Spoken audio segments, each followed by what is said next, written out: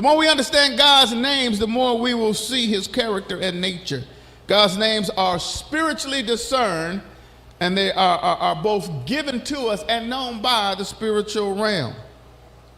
I want you to see something like over the past weeks.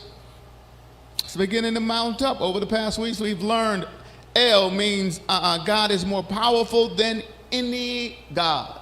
That's why he says, you shall not have any other God over me. Elohim means God is the all-powerful creator of the universe. El Elyon is the most high God, stands for exaltation, the absolute right to be worshiped above anyone or anything else. El Shaddai means God Almighty. He's almighty and he is all sufficient. And then El Roi means the God who sees and the God who sees me.